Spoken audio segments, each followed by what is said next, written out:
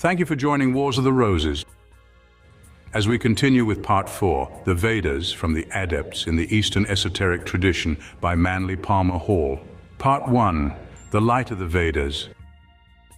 The Vedas, the name Vyasa, meaning one who expands or amplifies, a revealer or interpreter of a mystery to the profane, was bestowed as a title of distinction in ancient days upon the highest initiated teachers of India. The Puranas refer to 28 Vyasas as the appointed custodians and promulgators of the Vedic doctrine. One of these, identified as Vedavyasa, is accredited with the compilation of the Vedic writings and the perfection of their literary form. The Brahmans believe that Vedavyasa flourished about 3,100 years before the Christian era, which would bring his date near the beginning of the Kali Yuga. The compilation took place on the shores of Lake Manasarovar, beyond the Himalayas in the region now known as Tibet. The hymns of the Rig Veda are attributed to saints and sages who lived at different times, some of them ages apart. This would seem to indicate that the work was assembled over a period of many thousands of years. The contents of the four principal Vedas can be adduced from their names. The Rig Veda is the book of hymns. The Sama Veda is the book of peace or sanctity. The Yajur Veda, the book of liturgical formulas. The Atharva Veda, the book of magical incantations. With the exception of the Yajur Veda, these writings are mostly in the form of metrical hymns and verses. The cosmological and theological doctrines contained in the Vedas are expanded and formalized through the Brahmanas and Sutras and given a larger philosophical organization through the Upanishads. The oldest religion of India is animism, still held by some primitive tribes. Of the earlier pre-Aryan faiths of this vast region, it can be said that the Vedic sacrifice was a sympathetic magic directed to secure the benefits of sunshine and rain in their proper season. The Vedic poems belonged, at least in part, to the primitive religion of a people to whom the art of writing was unknown. They were perpetuated by oral tradition until, in common with other scriptural writings, the advance of culture made possible their compilation as sacred books. One of the Vyasas is said to have authored the Mahabharata, and the 28th of this line of illustrious sages was the compiler of the Uttara Mimamsa, which inspired one of the 6 schools or systems of Indian philosophy. The date 1400 BC assigned to him by Western Orientalists is more than conservative. He probably flourished much earlier. There were other Vyasas not included in the descent here mentioned.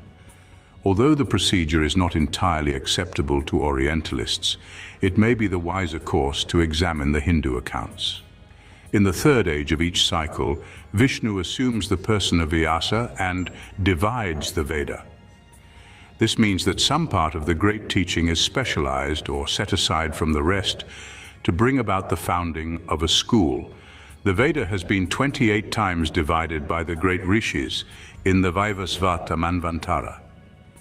All the Vyasas who have passed away, that is the 28, are forms or manifestations of Vedavyasa.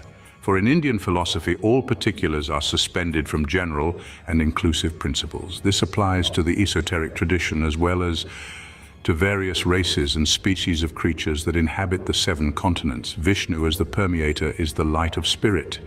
As this light shines through the scriptures, it reveals its own effulgency by the Vyasas, the poet-sages who interpret the eternal teaching, the Veda, for the beings dwelling in the various time cycles.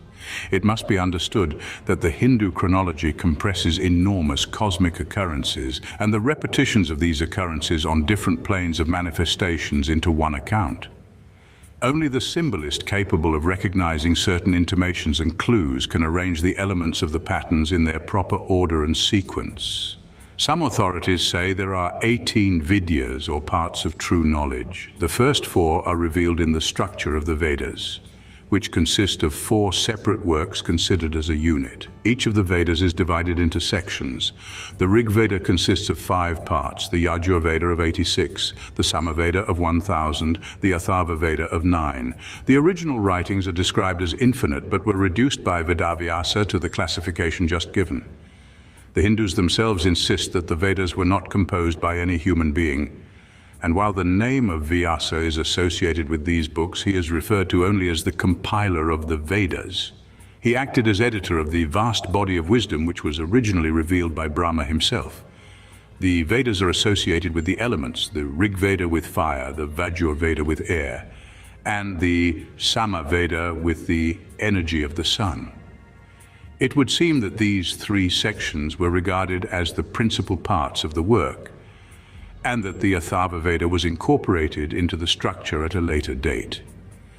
It is noted that the name Vyasa was bestowed upon the sage Dvaitayana as a title of esteem after he had compiled the massive work. In the Bhagavata Purana, chapter 3, 22 incarnations of Vishnu are listed. In the 17th incarnation, he appeared as Vyasa and divided the Veda for the instruction of mankind. In Bengal, Vedavyasa is made a son of Parasara and the father of Pandu. In the Brahman mythology, the god Brahma originally had 5 heads. One of these is referred to only as an esoteric mystery. From the 4 mouths of the other heads issued the 4 Vedas. This explains why there is occasional reference to a 5th Veda, or secret book, which came from the 5th mouth. If the principal source of Indian esoteric philosophy is the Vedas, their mystical theology derives from the Upanishads, in which the mystery of the direct knowledge of God through a divine science is unfolded. From Kabbalah by Maya Brahmaviraj, the androgenic first manifestation of Brahman, the neuter-creating power. Brahma must be distinguished from Brahman, which is the universal, impersonal principle, the source of all creation and the ultimate state into which existences are reabsorbed. Brahma is the periodic objectification of this principle, and as such is subject to birth and decay. The reabsorption of Brahma into Brahman causes the pralaya, which is the gradual return of the objective into its subjective, unchanging principle. It should be understood that the Vedas are to nameless truth what Brahma is to Brahman. The great doctrine emerges at regular intervals from its eternal condition to become the satisfaction of the heart and mind of Brahma. From this vast instruction, the Creator himself achieves in the course of his objective existence to the estate of the perfect sage and passes into sleep, having achieved realization of his own eternal and unconditioned source. The Vedas display a lofty conception of cosmogony. The Rig Veda fluctuates between 2 theories, one regarding the universe as the work of a great architect, and the other as the result of natural generation.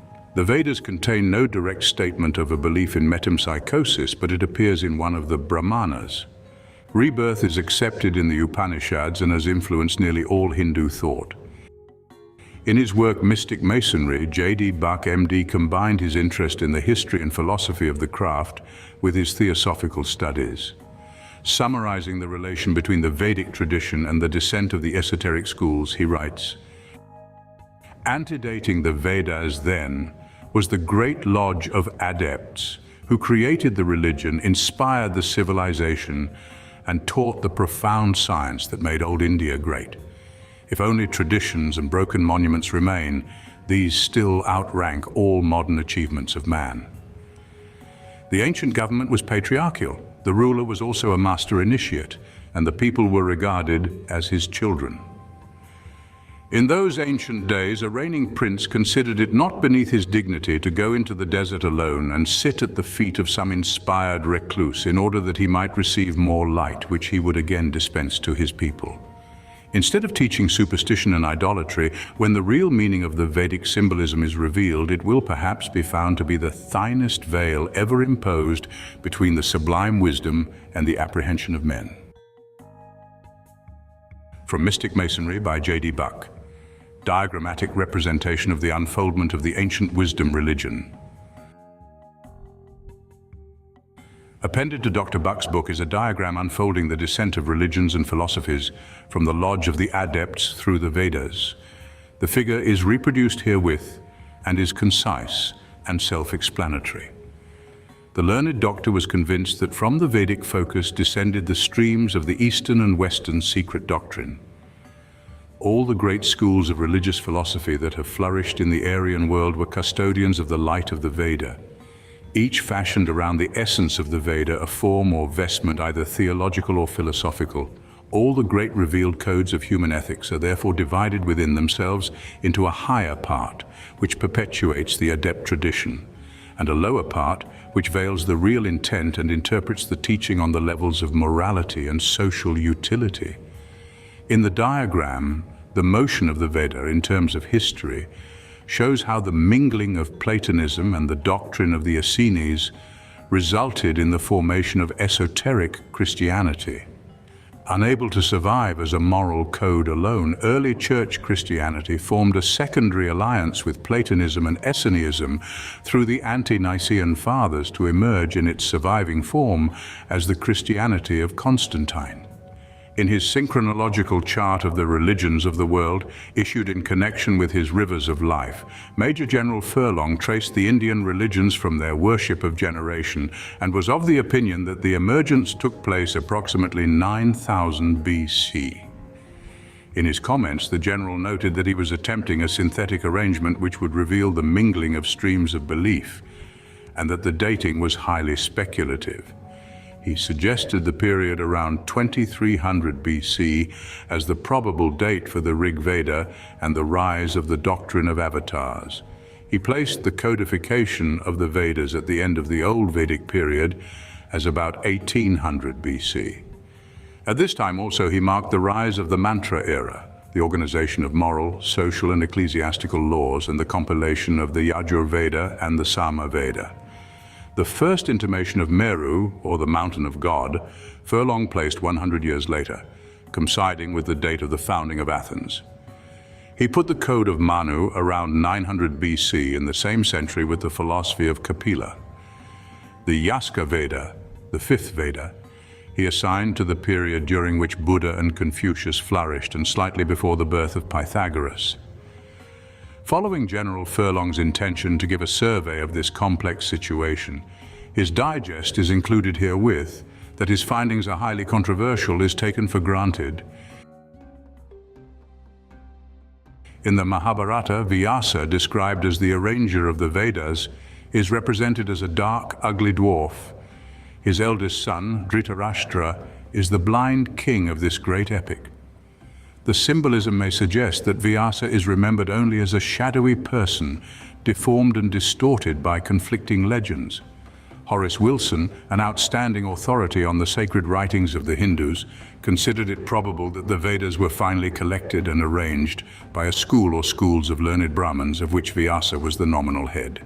The sage may have been a personification of this assembly of scholars, or they may have regarded him as the power or principle motivating their program of compilation and arrangement. Professor Max Muller concluded that if Vyasa collected not only the Vedas, the Mahabharata, the Puranas, the Vyasa Sutras, and even prepared a prose commentary on Patanjali's Yoga Sutras, the work ascribed to him must have been accomplished by several persons or should be assigned to a literary period rather than to one man. Extending his concept, this famous Orientalist continues, "We must learn to look on Badarayana, Gaimini, Kapila, and similar names as simply eponymous heroes of different philosophies, so that at whatever time these systems were reduced to the form of sutras, certain opinions could be called by their name." Perhaps the professor spoke better than he knew when he suggested that the reputed authors of certain Indian scriptures could be identified only as names and intellectual powers. Among the Egyptians, the mysterious Hermes was credited with the authorship of an extensive literature, certainly not the work of one man. In sober fact, Hermes was wisdom, which is the true and eternal scribe. Later, certain philosophers carried the name, but it merely implied that they were peculiarly overshadowed by the divine mind. The Vyasas belonged to the same esoteric system of personifying the attributes of the universal intellect. So do other shadowy teachers who cannot be traced historically or established chronologically in the descent of races and nations. The Mahabharata has been called the national saga of India. Although it occupies a place in Hindu literature similar to that of the Iliad among the Grecians, it is a far more important writing. A great part belongs to the class of scriptures, and it enshrines the Bhagavad Gita, the Hindu book of Psalms. The Mahabharata unfolds as its principal theme the battle between two families of cousins, the sons of Pandu and the sons of Dhritarashtra. These great clans are called the Pandavas and the Kauravas. In the end, the sons of Pandu conquer, and Dhritarashtra, left childless by the war, decides to retire with his queen Gandhari to a place beside the Ganges, there to live out their remaining years in piety and prayer. The Ashrama Vasikapava of the great epic describes the arrival of the old blind king at the hermitage of Vyasa. Here, Dhritarashtra was initiated into the ways of the forest hermits and was instructed by great sages according to the commands of Vyasa. Well pleased with the sincerity of the old king, the foremost of the ascetics renowned for their austerity visited him. Among those who came was the island-born Vyasa, with all his disciples and other persons gifted with great wisdom, and even the royal sage Shatayupa, of advanced years and possessed of great merit. The celebrated ascetic Narada prophesied that Dhritarashtra would live for 3 years, and after that, accompanied by his wife Gandhari, would go to the regions of Kubera, where he would be highly honored by the King of Kings. He would go there in a car vehicle, moving at his will, his body adorned with celestial ornaments. Gifted with a righteous soul, he would roam at will through the regions of the celestials. Narada is included among the Prajapatis and is often referred to as a rishi. According to tradition, he was the favorite son of the deity Sarasvati, goddess of wisdom and music. From his divine mother, the sage inherited extraordinary skill in all the arts and was renowned for his ability to play the veena. He is usually depicted as gay and mischievous. He traveled constantly, and there were no mysteries in the 3 worlds which his curiosity did not solve. He had many of the attributes of the Greek Hermes and was employed by the gods to carry their messages to all parts of the universe. He was intimately associated with Krishna, with whom on one occasion he became involved in a competition of musical skill. Narada, however, did not win against the embodiment of cosmic harmony. Narada occurs in the old legends as a great orator and expounder of the subtleties of the esoteric doctrine. Later, Yudhishthira, who had taken the kingdom of the Kauravas, visited Dhritarashtra in his hermitage. The victor saluted the vanquished and was invited to seat himself. On this occasion, Vyasa, surrounded by disciples, appeared to the new ruler. The illustrious Vyasa then took an excellent seat made of kusha grass, placed upon a black deerskin and covered with a piece of silken cloth. Vyasa inquired as to the spiritual accomplishments of Dhritarashtra, and Queen Gandhari told him that her blind and aged husband still grieved deeply for the 100 sons he had lost on the field of Kurukshetra. The wives of these sons also mourned their dead, as did all whose loved ones had perished in the war. It was then that Vyasa said, "Blessed be you, O Gandhari. You shall see your sons and brothers and friends and kinsmen along with your sires this night, like men driven from sleep." Upon the instruction of Vyasa, the assembly moved to the banks of the Ganges, where they spent the day performing the sacred rites. When night came, the ascetic Vyasa, possessing wonderful spiritual energy, bathed in the sacred waters of the river and summoned those who had fought on the side of the Pandavas and those who had battled for the Kauravas, including the blessed kings of the various kingdoms. There was a great sound from the waters, and the kings, headed by Bhisma and Drona with all their armies, rose by the thousands from the waters of the Ganges. All were dressed in celestial vestments and wore brilliant earrings. They were free from all animosity and pride and divested of anger and jealousy. Celestial musicians sang their praises and bards chanted their deeds. Wearing garlands of heavenly flowers, the heroes were waited upon by bands of apsaras. Vyasa, through the power of his penances and austerities, gave celestial vision to the blind king Dhritarashtra, and for the first time the aged man saw his sons. All the sorrows of war had passed. The cousins embraced each other and all disagreements were reconciled. The spectacle lasted for the entire night. And then the vast assembly with all its chariots and animals returned to the river. There is a report that Vyasa, retiring from the world, remained, however, as an immortal mortal and still resides at Badarikasrama. This is the name of one of the maths or holy houses established by Sankaracharya. It is located at Kedarnath in the Himalayas. It was there that Sankaracharya died at the early age of 32. There is still a temple at this spot served by a Nambutiri Brahman. Sankaracharya established 4 important maths, one at each of the cardinal points of the compass. Is it to be understood that Vyasa, the arranging mind, took up his secret habitation in the system of philosophical interpretation founded by Sankaracharya? When the organization of the Aryan race, under the direction of Vivasvatamanu, supplied a cultural vehicle sufficiently integrated and refined to meet the requirements, the mystery religion incarnated in the system of rites and observances which then directed the conduct of the Aryans. By this occurrence, the Veda, or the imperishable doctrine itself nameless, was revealed as the Vedas. The Vyasas were a descent of sages who became the good shepherds or guardians of the Vedas.